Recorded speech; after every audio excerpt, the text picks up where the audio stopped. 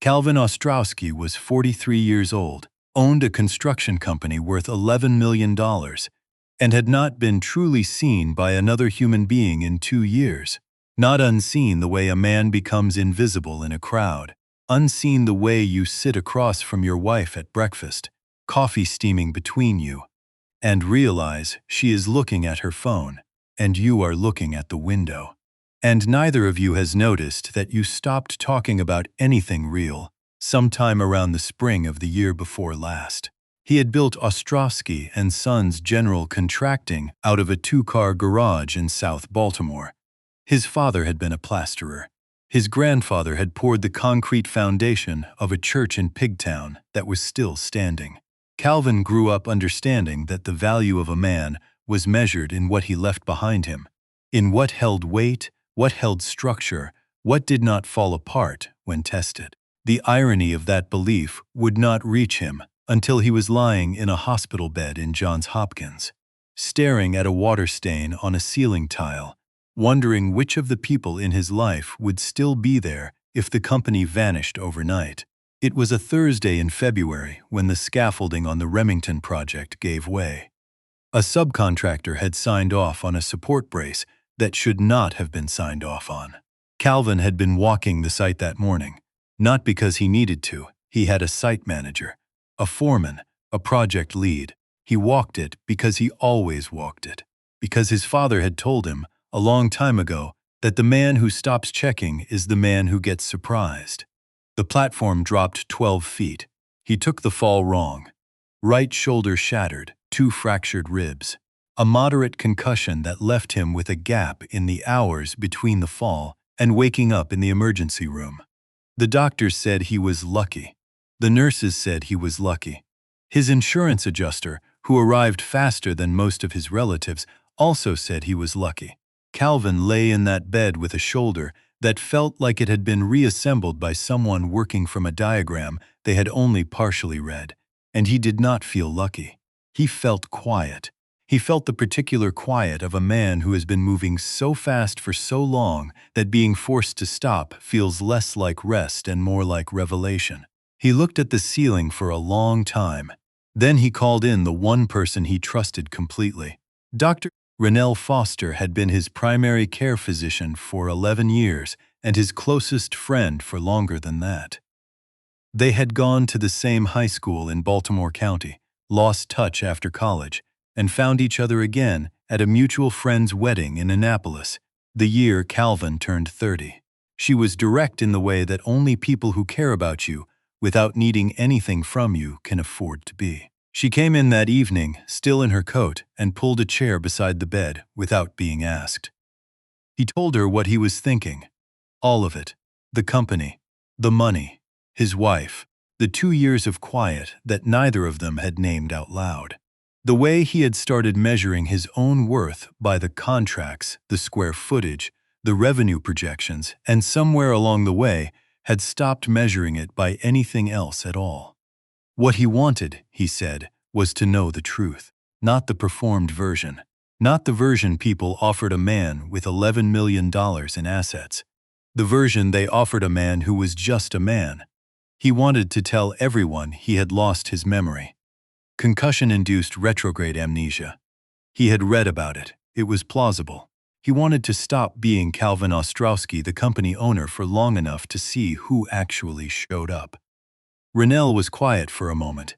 Then she said, "You understand this could go sideways in ways you haven't accounted for." "I know," he said, "and you're asking me to cover for you. I'm asking you to let me run an experiment." She looked at him the way she always looked at him when he was being stubborn about something she was going to agree with anyway. "You've been miserable for 2 years," she said. "I've been watching it, I know." "Okay," she said, "but I'm watching everything, and when it's time to stop, you stop when I say." He agreed. What Calvin was doing has a name in behavioral psychology. It is called a controlled exposure test. He was removing the primary variable, his power and financial identity, to observe which relationships in his life were load-bearing and which ones were decorative. The clinical version of standing in a house and removing the furniture one piece at a time to see what the rooms actually look like. It is a desperate measure. It is also, when a person has spent years suspecting something terrible about the people around them and lacking the courage to find out, a completely understandable one. By the next morning, the room had acquired a particular kind of energy that Calvin recognized without being able to name it at first. Then he placed it. It was the energy of people arranging themselves, positioning. His brother Garrett arrived before 9. Garrett was 38, had borrowed money from Calvin 3 times in the last 4 years, and had a habit of referring to the company as our family business in a possessive way that was technically accurate but spiritually dishonest.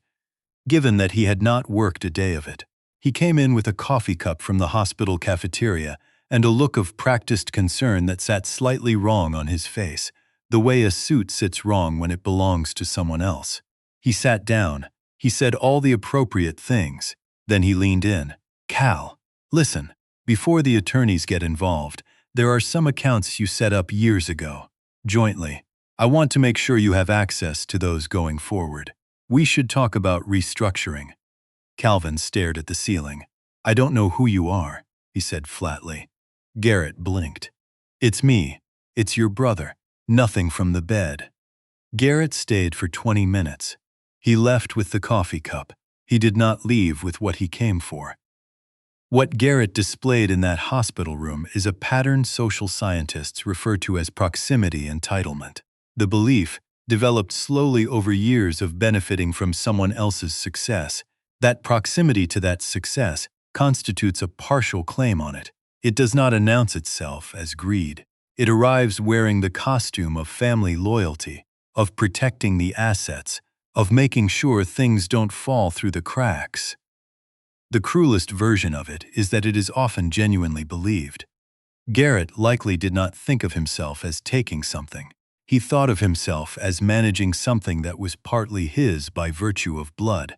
That distinction between taking and managing is exactly where families fracture. His business partner of 6 years, a man named Douglas Fain, came in an hour later with a legal pad and a manner that was almost convincingly casual. Douglas was good at almost convincingly. He had made a career of it. He clasped Calvin's hand, shook it once, kept hold of it. "We've been through everything together," Douglas said. "I need you to know I've got it handled.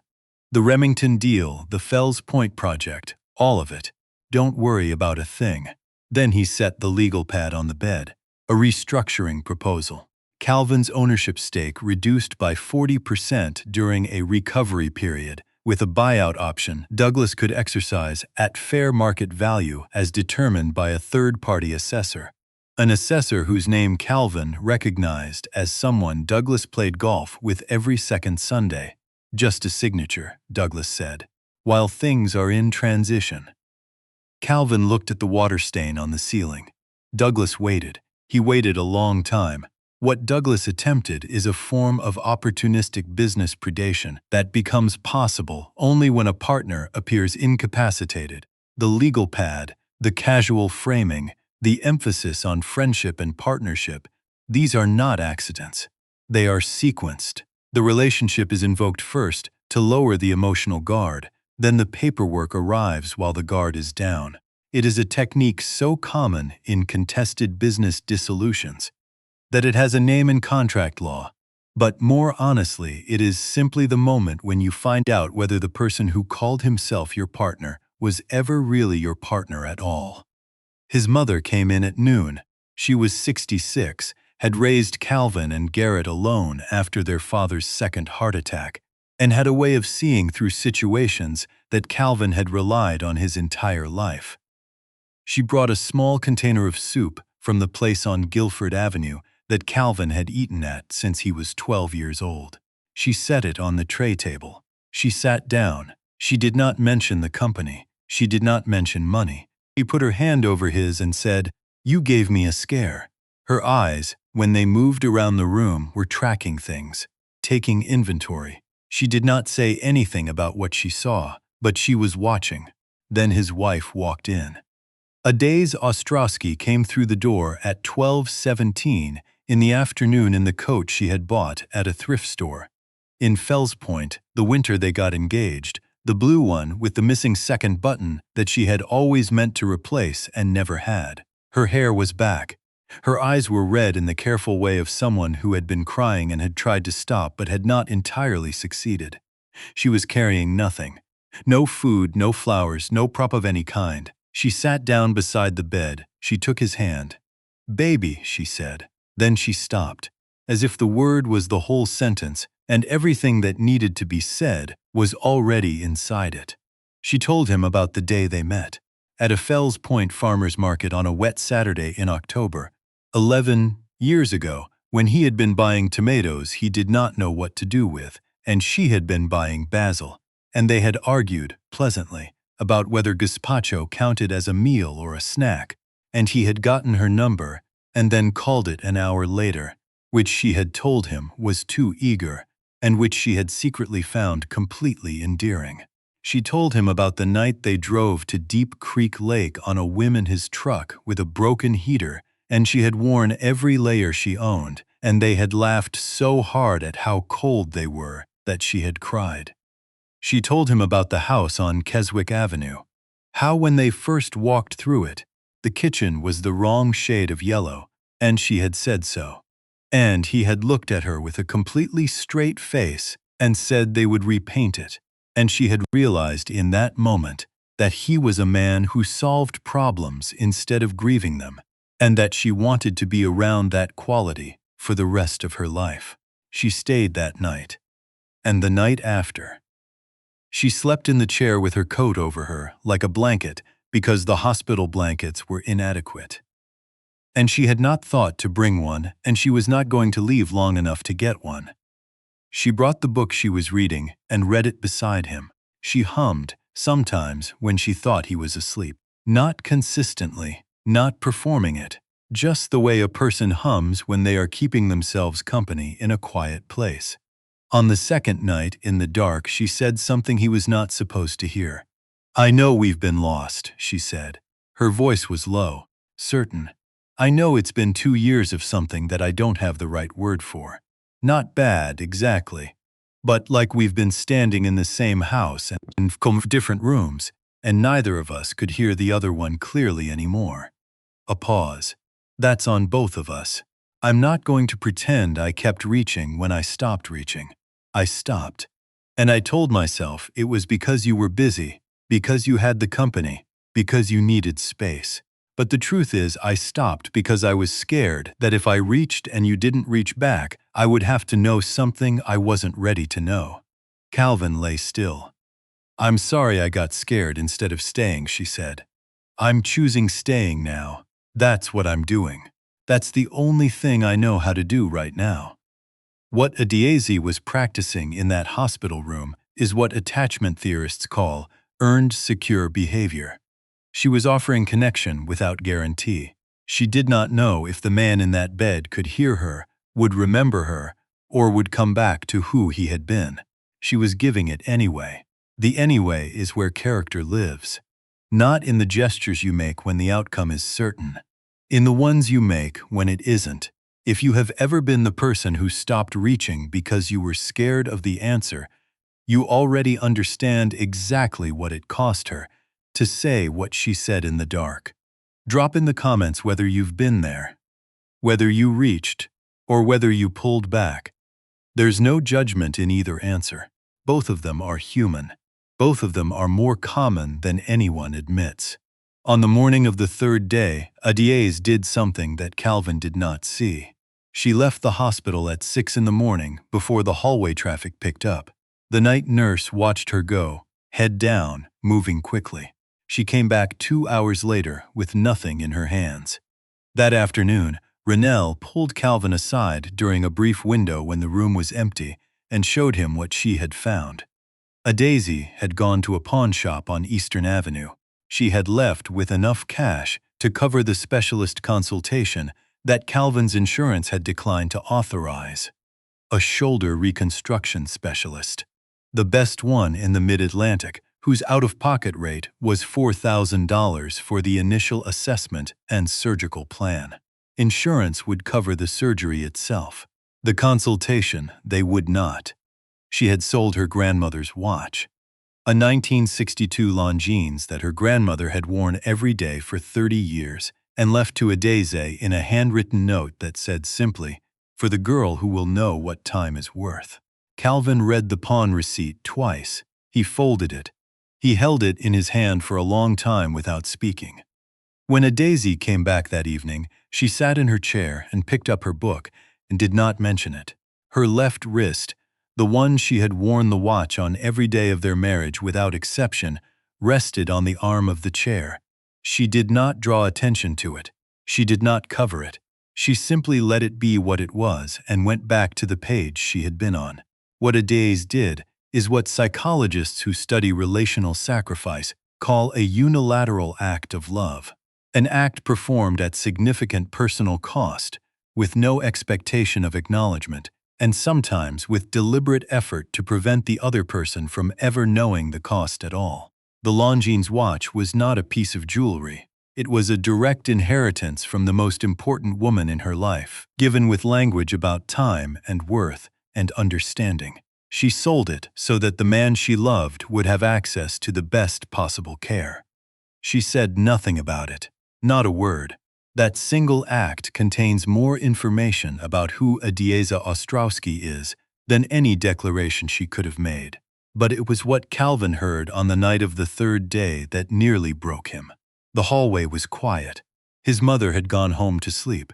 Adeze had finally been persuaded by the night nurse to get some real rest in the family lounge down the hall. Calvin was lying still, eyes closed, practicing the stillness that had become second nature over the last 72 hours. Then he heard Garrett's voice outside the cracked door. Low and careful, he was talking to Douglas Fane. "She's not stupid," Garrett was saying, "but she's tired, I can see it. 2 years of him being checked out. That adds up."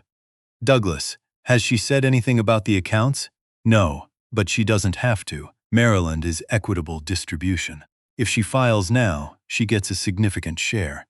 We approach her, offer to help her navigate the process. She walks away with enough that she's comfortable.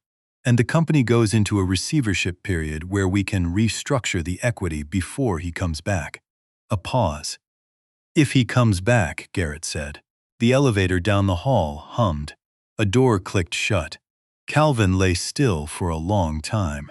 He had not known his brother and his business partner had been in contact outside of him. He had not known they had discussed this. He had not considered, when he built the structure of his life, that the two people who occupied the most legally significant positions in it had been talking about what to do with that life in the event that he became inconvenient to it. He thought about the last 2 years with a different kind of attention than he had been applying to them. Not the way he had been rehearsing them, as evidence of Adeze's distance, her withdrawal, her failure to reach, but honestly, as a man reviewing a record that was at least partially his own. The morning he had missed her gallery opening because of a bid deadline he could have pushed. The vacation they had planned and rescheduled 4 times until she stopped mentioning it.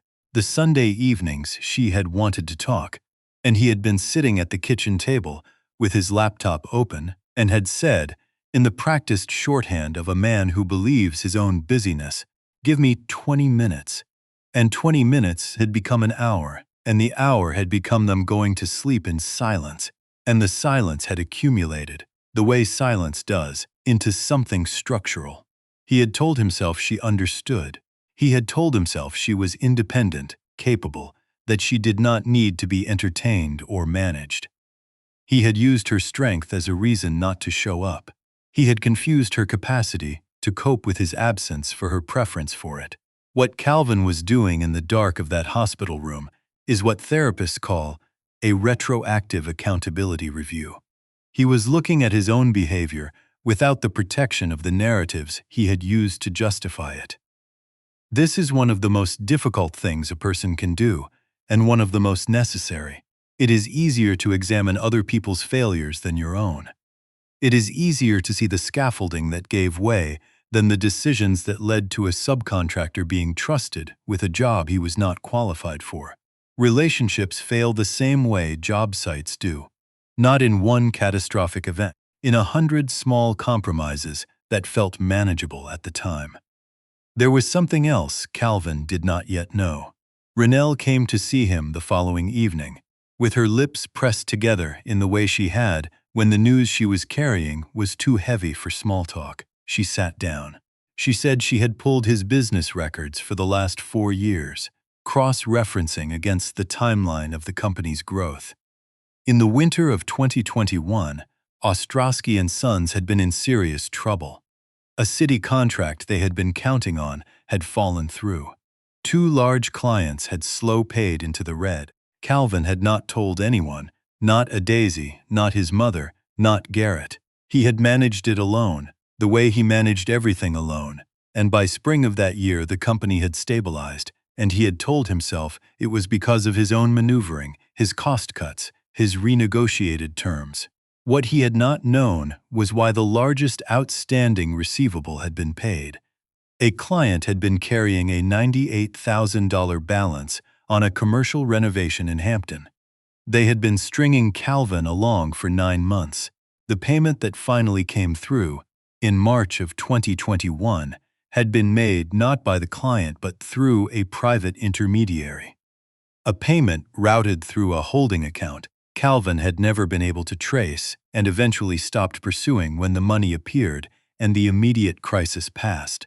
Renelle had traced it.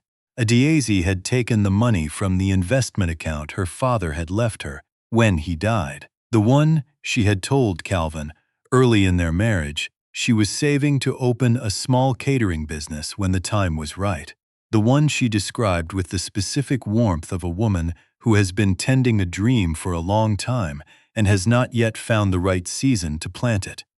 She had paid his client's debt on his behalf, $98,000, through an intermediary so he would never know it was her, structured so he would believe it was the client finally paying what they owed.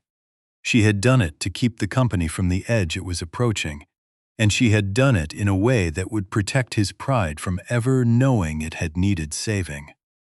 Calvin pressed his eyes closed. He thought about 2021.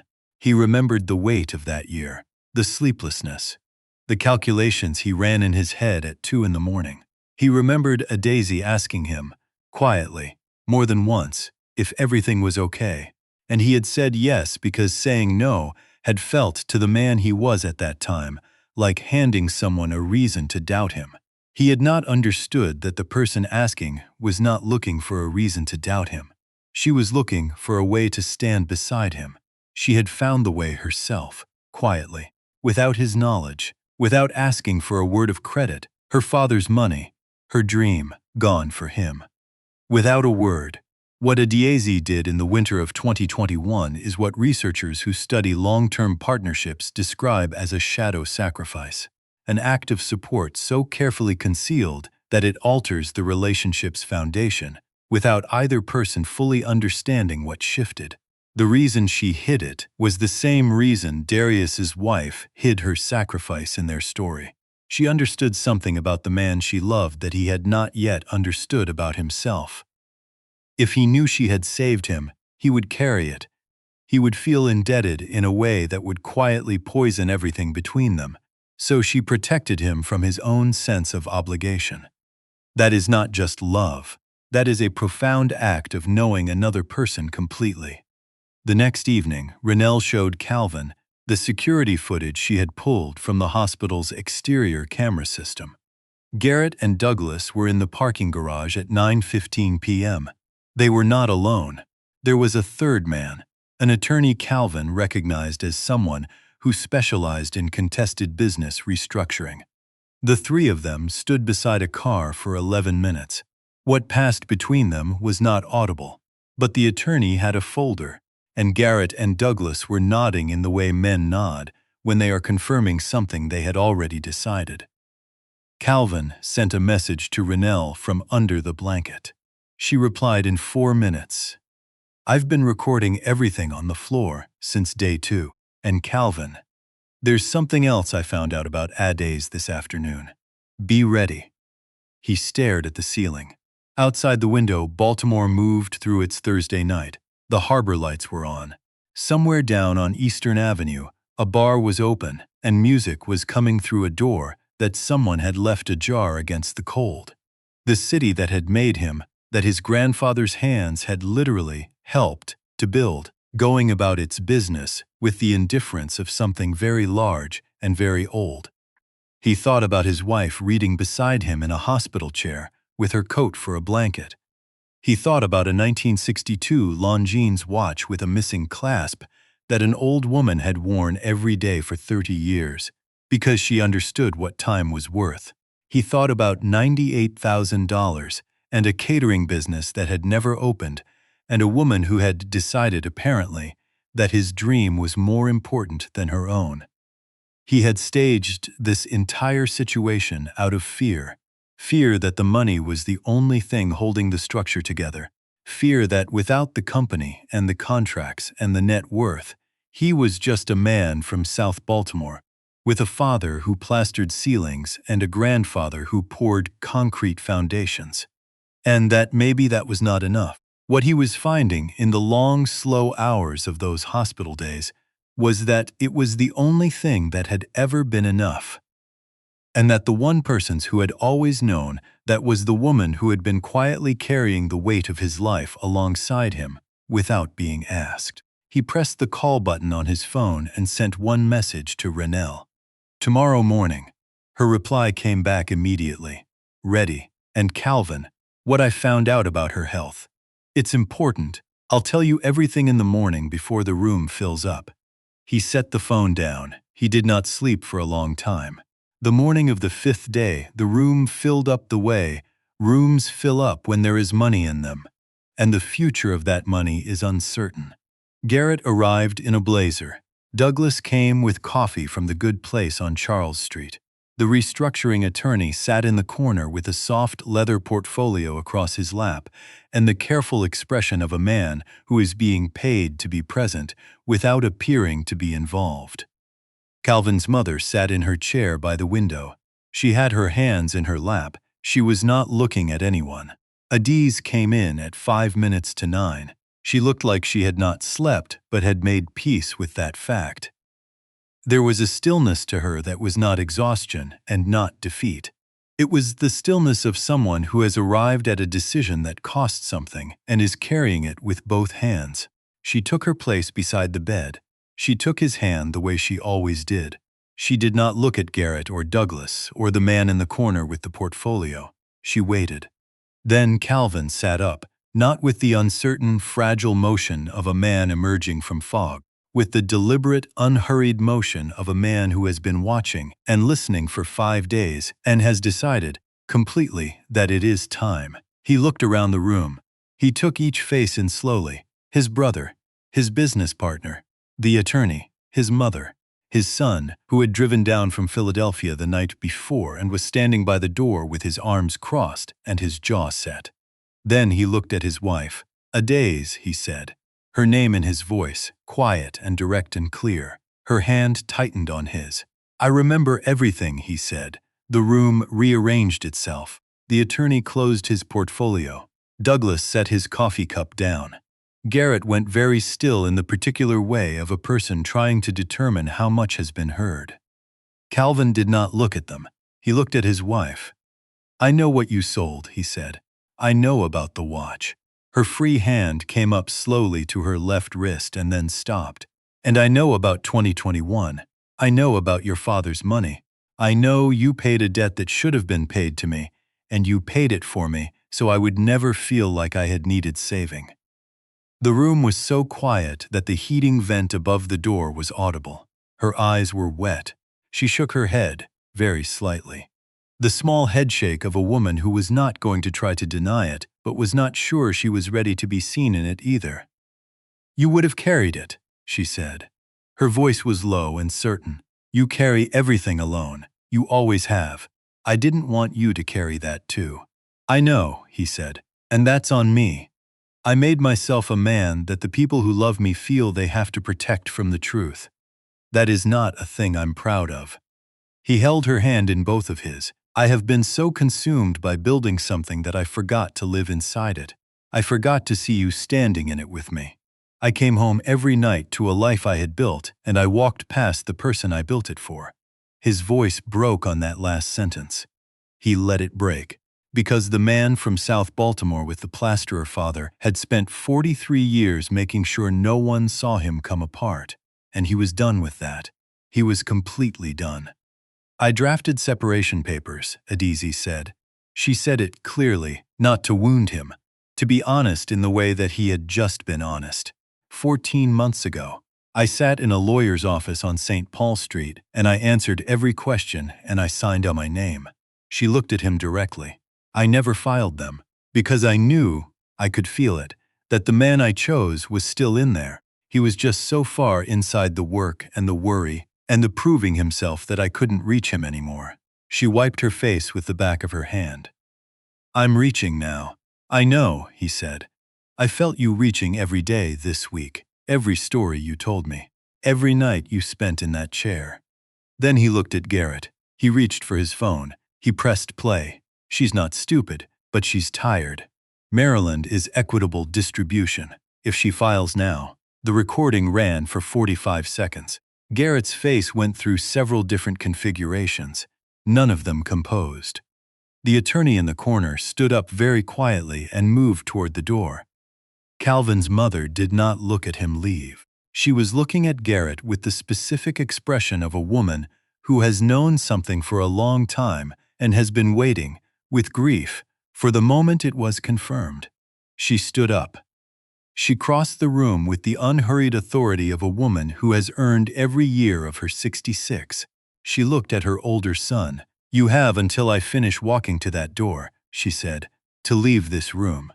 And if your name, or his," she did not look at Douglas, did not need to, "comes anywhere near this family's business again, I will call every attorney I know and enjoy every single conversation." She did not raise her voice. She did not need to. Garrett left. Douglas followed. The attorney was already gone. Calvin's son crossed the room from the door, where he had been standing, and put both arms around his father, and did not say anything, because there was nothing to say that the gesture did not already contain.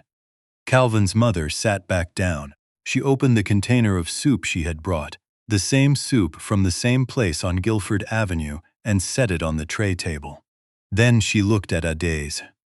"You are a good woman," she said simply. "I have known it for 11 years. I am glad my son finally caught up." Adaze laughed. The laugh of a woman who has been holding something very heavy and has just been allowed to set it down. 3 months is enough time to rebuild the framing of a life if the foundation is still sound.